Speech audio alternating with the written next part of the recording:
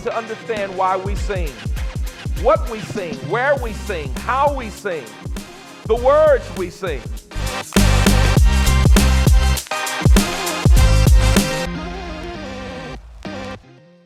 Welcome to another episode of Why We Sing. If you know the song Every Day is a Day of Thanksgiving, then you know our guest this episode, Leonard Burks. Our Minister of Music, Nancy Armstrong, sat down with Leonard Burks at the National Convention of Gospel Choirs and Choruses just last month in New Orleans, Louisiana, and we are excited to have him on the show today.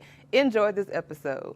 Greetings and welcome to Why We Sing. I'm Nancy Armstrong, and welcome to the podcast of United Christian Faith Ministries under the leadership of Dr. Mark Anthony Ellis Sr. and Candace Dixon. We are excited. I'm excited, y'all. Let me just tell you, first of all, I'm in New Orleans, Louisiana. We're at the Sheraton Hotel on Canal Street.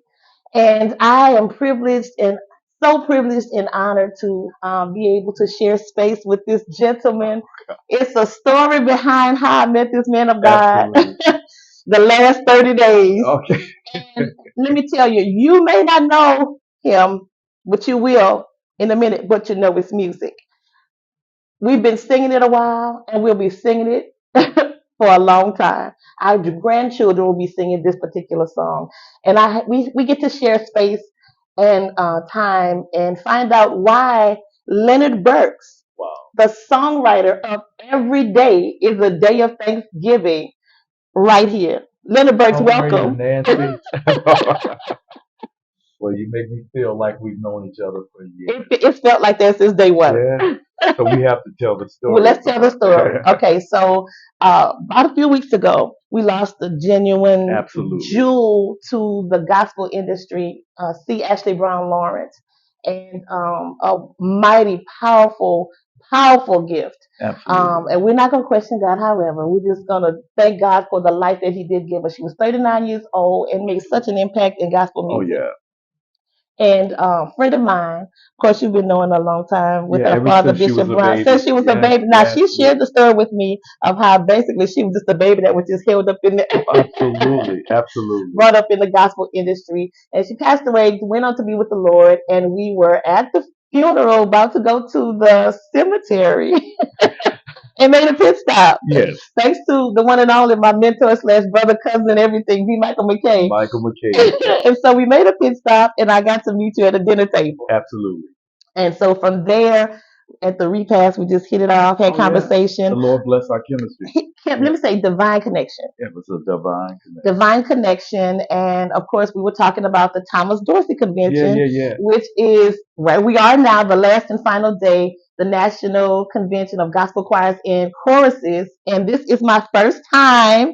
Congratulations. Thanks to your invitation. Oh, yeah. And you have been a part of the, as everyone calls it, the Dorsey Convention for a long time. Can you tell us a little bit about that? For a long time I've been. I would say back in the 70s was when I started with the Thomas A. Dorsey Convention. We are now celebrating 90 years.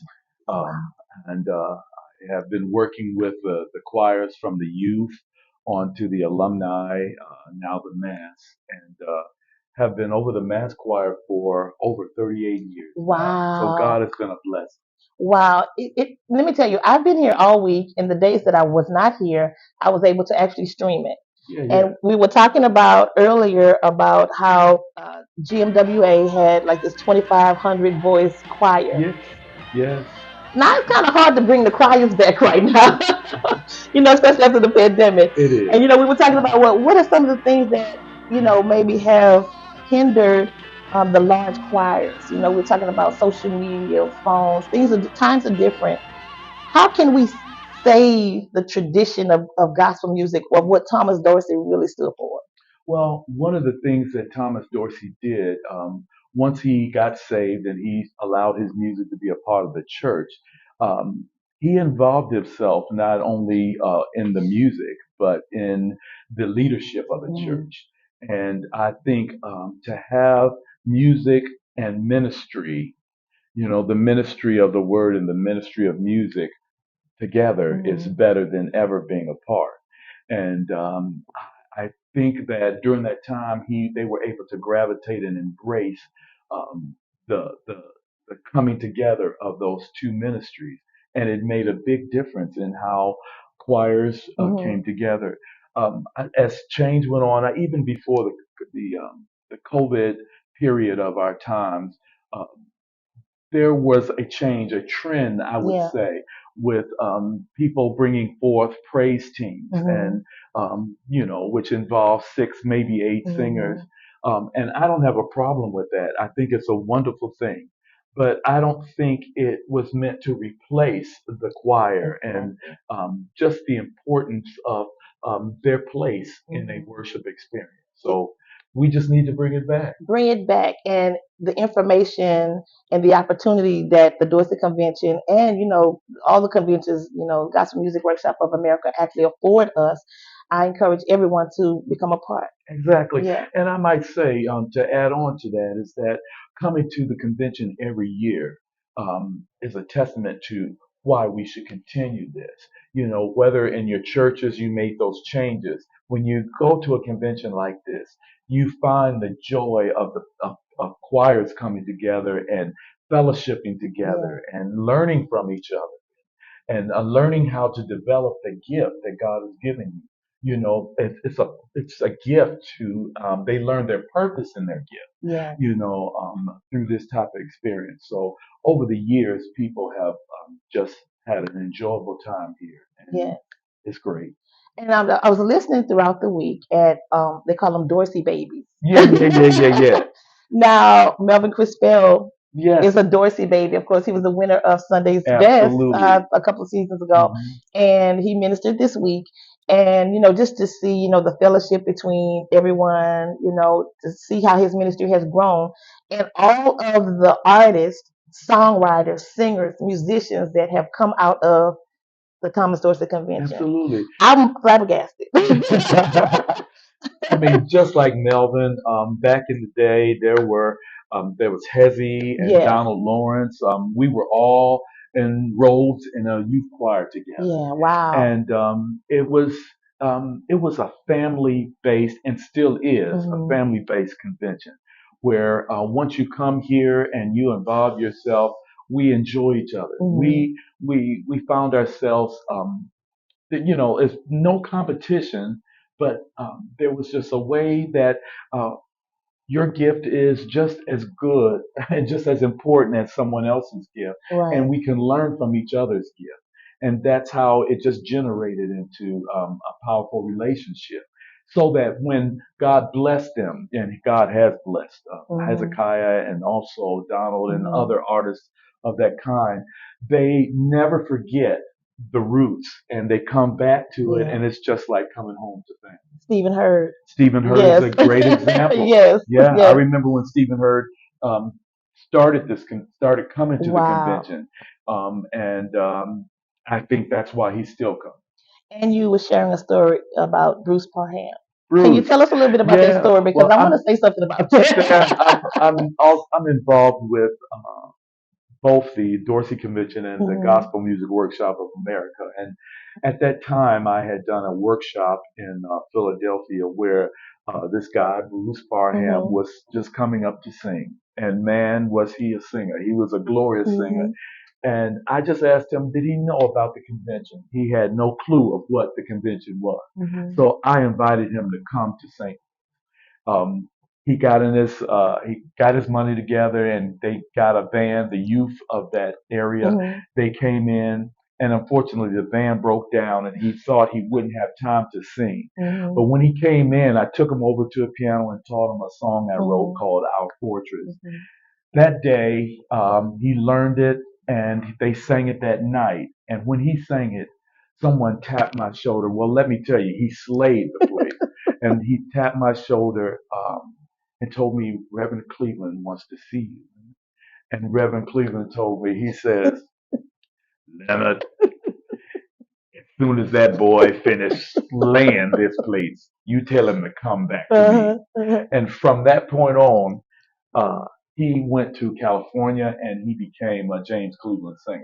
Wow. And it was glorious after that. And to say this Okay, so you are still, Leonard Burks, still drawing folks in to greatness. Thank you for the invitation and Yeah. opportunity. He asked me, he said, hey, there's this song written by James John Ingram. John Ingram Yeah. called Intimacy. Intimacy. Yes, Now, sir. anybody that knows Nancy Armstrong, I'm a worshiper and I Yes. love the Lord. And I love intimacy. First of all, I love to be, because that's the part of relationship that a lot of us miss is the intimate part. You know, we may want it with our spouses, our Yeah, yeah, yeah. friends, but we never get that intimacy with the Lord. And the Lord knows us better than Yeah. anybody could. And so the song, the words, just really, really sweet. And I got the opportunity, thanks to you. Well, I tell you, it was a divine connection because, as we already mentioned, we met just like that. Yes, yes, But it seems like we've known each other for years. forever. Yes, And, I'm just blessed because it parallels the same story that I had with Bruce. exactly. And I asked you to come, and when you came, you blessed the house. Y'all, she blessed the house last night, and it was as if we had had several rehearsals. Right. But it's all because God gifted you. I saw that gift, I heard that gift, and I just needed to get you in and be a part. But more than that, I thank God for your spirit. Singers come a dime a dozen, Mm, and sometimes not with the right spirit. right, And so right. I just thank God for that humbleness I that appreciate you've that. given it, that He's given to you. And thank you because you are like the Oh, saint. thank you, And thank you. I just thank you for the opportunity.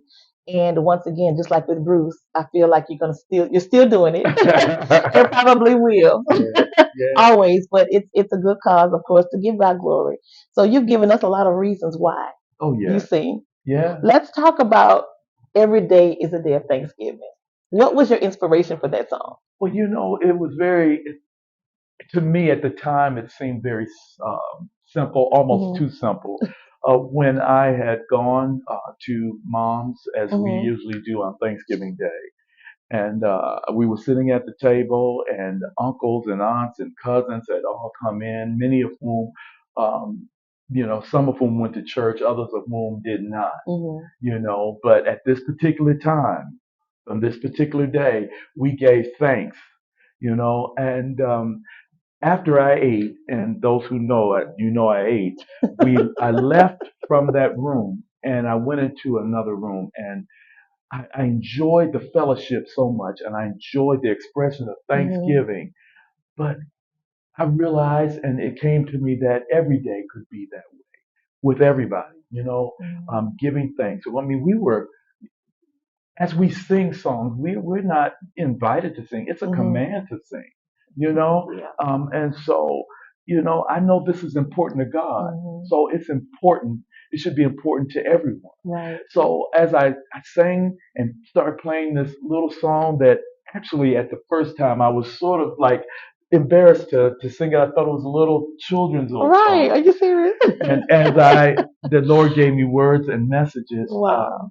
I saw how it blessed others, and I Wow. was thankful that He used me to be a part of something that could bless people so greatly. It's the simple thing. Yeah, Sometimes you don't need a whole lot of elaborate runs yeah, and yeah, chords. yeah, Just get right to the point. And I'm telling you, that song is blessing and will continue to bless yeah, yeah. throughout the generations. Yeah, and I'm just very thankful. I just never. I'm telling you, your music can go further than you Hmm. ever can go. And Yeah.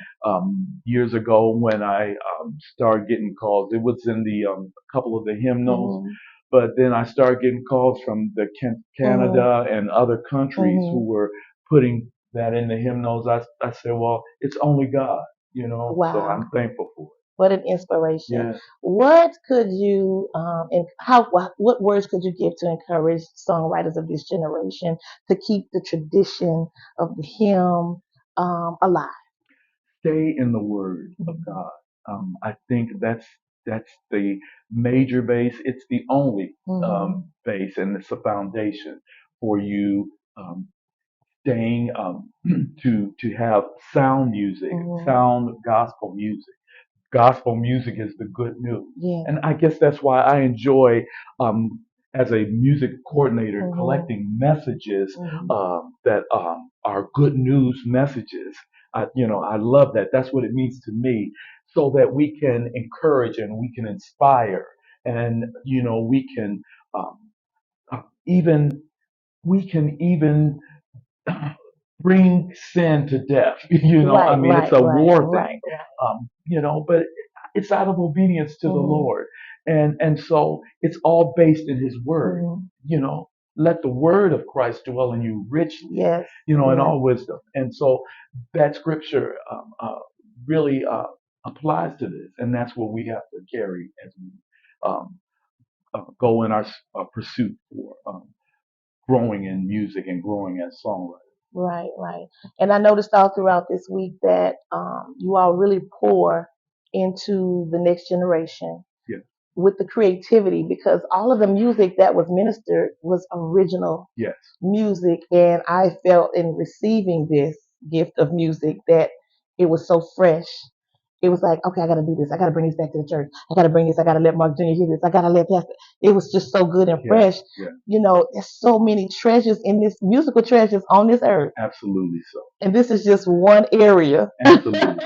And that word fresh means so much Yes. because uh, they here at the convention from the babes on up, Mm-hmm. as you know, that's where they start. Mm-hmm. They start with the children's choir, and they start with classes that Mm-hmm. will help you to understand your gift and Mm-hmm. develop that gift as a songwriter, as a singer.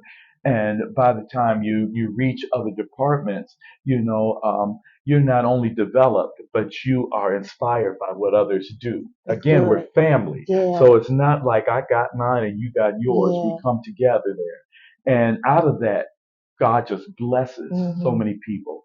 Um, you know, uh, Not only the Hezzies and the Mm-hmm. Donalds who, I've walked with, but just the younger generation, Yeah. Yeah. Melvin and Mm-hmm. Jason, who Yeah. I Claiborne, who is still doing some mighty things now as songwriter. So we're blessed And here. your daughter was playing the drums. Yeah, I praise God. I praise God. She started off in Uh-huh. the young, with the pots and pans, Wow. and the pots and pans brought her to. We took her to the convention. We didn't bring the pots and pans, Right. but she came and she was marveled by what other people were Yeah. doing, and it allowed her to want to go on. And Crystal is just doing some great things Yes. now. Not Wow. only is she doing it in the church and with the conventions, but she's been asked to do major productions Wow. that I know that doors have opened for her just because she's been humble and faithful to God. It's an environment. And so if Absolutely. we create the environment, and that's what um, this podcast, thanks, shout out to our pastor, Dr. Mark Ellis, for creating the opportunity and pushing us into purpose to understand our purpose and why we sing, why we do whatever we do, and what Absolutely. we're called to do. Make a joyful noise. I get a lot of people, well, I can't sing. Yes, you can. You can make a joyful noise unto the Absolutely Lord. The so. Lord accepts your noise. Absolutely. Just make sure it's Yeah. joyful in your heart. And so you've given us so many reasons, personal reasons, and this has been such a blessing. Oh man. And I really appreciate it. I thank you for the invitation to come. Thank you. This was my first time, but will not be my last time. Absolutely not. The Thomas Dorsey Convention, the National Convention Of of gospel Gospel Choirs choirs. and Choruses, Yeah. NCGCC. There you go. That's the best way to do it. Right, so I even know Thomas acronyms. A. Dorsey. Thomas A. Dorsey is the father of gospel music, and we have the one and only Leonard Burks. Oh, well, thank you It's been a I am pleasure. humbled by being here. Yes, Yeah. songwriter, coordinator of choirs. Let me tell you, this man of God, I watched him just move, and everybody loves Leonard. Oh God. Oh God. And you've been such a blessing and an inspiration. And I pray that God will continue to use you in a mighty way to continue to draw the next generation so that we stand on your shoulders, and we appreciate you and love you so God much. bless you, man. Thank you. Thank you. Thank you. And there you have it, the one and only Leonard Burks. We thank you for joining our podcast. And I'm Nancy Armstrong, and it has been our pleasure. Be blessed.